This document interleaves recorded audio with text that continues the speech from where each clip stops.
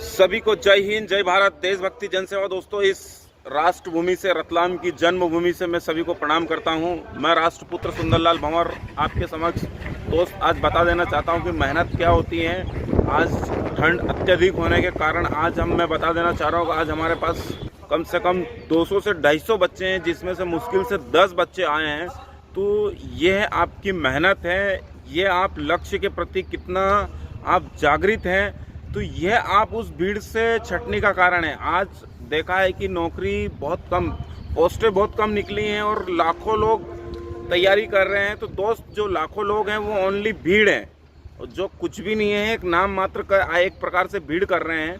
और मैं कारण आपको बता देता हूं कि आज जैसे मेरे पास भी 250 लोग आते हैं, तो वो एक तरह से भीड़ है। मात्र जो आज जो ठंड में जैसे 10 से 12 लड़के आके ट्रेनिंग कर रहे हैं, मेहनत कर रहे हैं, वो ओरिजिनल है। उनको मालूम है कि इनके अलावा हमारे बीच में कुछ भी नहीं है।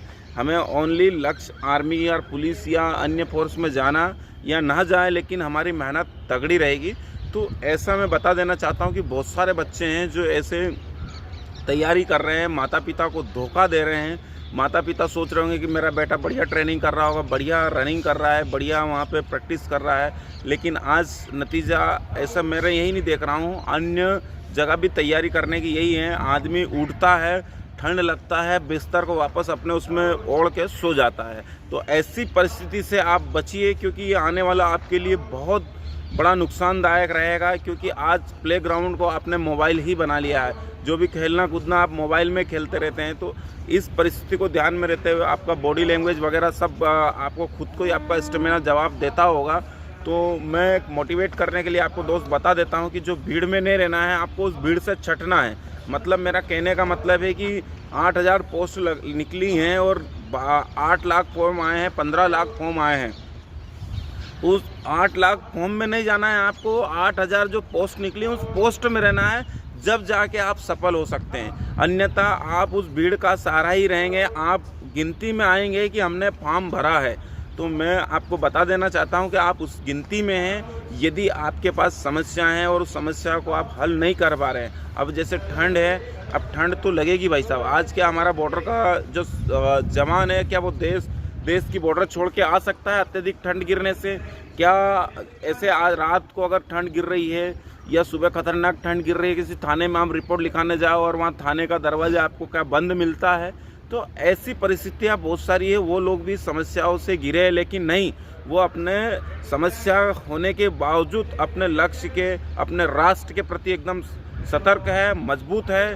उनको मात्र देश की रक्षा करना है, देश का, राष्ट्र का निर्माण करना है। ऐसी परिस्थितियाँ उनने दिमाग में सोची है, माइंड में सोची है, और आज वो मजबूत खड़े हैं। इसलिए वो आज सक्सेस है और आप अनसक्सेसफुल की ओर जा रहे हैं। जितने भी बिस्तर में देख के सपने देख रहे हैं कि हम आर्मी में जा सकते हैं, पुलिस में जा सकते हैं, उनके सपने सपने ही रह जाएंगे। और वो स्वयं अपने आप को तो धोखा दे ही रहे हैं, साथ में माता पिता को भी धोखा दे रहे हैं। माता पिता बड़े तन मन से अड़ोसी पड़ोसी को बता रहे होंगे कि मेरा बेटा, मेरी बेटी नौकरी की तैयारी करने के लिए बढ़िया मजबूती से अभी तैयारी कर रहे हैं। ऐसे कई विद्यार्थी हैं। तो मैं उनसे गुजारिश करता हूँ, बुरा लगेगा, एक बार लगेगा, लेकिन देख लीजिए, आज मेरे पास 250 आदमी, 250 में से 10 बच्चे, 12 बच्चे आज वर्कआउट कर रहे हैं अत्यधिक ठंड की वजह से। तो अब उसमें ये भीड़ की छटनी हो चुकी है। तो किस प्रकार से भीड़ की छटनी होती है मैं आपको बता दिया हूँ। तो आप जो पद रहते हैं उन पदों में रहना है, जो भीड़ रहती है उस भीड़ में नहीं रहना है। तो 100% आप सक्सेस होंगे। मेरे यही गुजारिश है आपसे कि आप कंटिन्यू रहें, और आपकी मेहनत यदि कंटिन्यू रहती है, आपका सफलता का राज यही है। आप समय के साथ चले, यदि समय के साथ नहीं चले तो आपका नुकसान हो जाएगा। जैसे उदाहरण के लिए मैं आपको ग्राउंड का उदाहरण दे देता हूँ। आप 10 दिन ग्राउंड जाएंगे, एक आधी दिन आपने अपसेंट मार दी, तो जो आपने मेहनत करी है पास होने के लिए, वो पास होने के लिए हो गई, लेकिन वो कॉम्पिटिशन के लिए नहीं है। तो कॉम्पिटिशन में आप हो सकता है 1 सेकेंड से 2 सेकेंड से रह गए, वही मेहनत वहाँ याद आएगी आपके 2 दिन 1 दिन के अपसेंट की। तो मैं आशा करता हूँ कि इन सब समस्याओं को छोड़ें और आप 100% सक्सेस होंगे। और ये जो मैंने बातें बताई है वो आपके दिमाग में अमल करेंगे। यदि अमल करते हैं तो आपको भर्ती होने से कोई नहीं रोक सकता और आपके लक्ष्य से कोई नहीं रोक सकता है।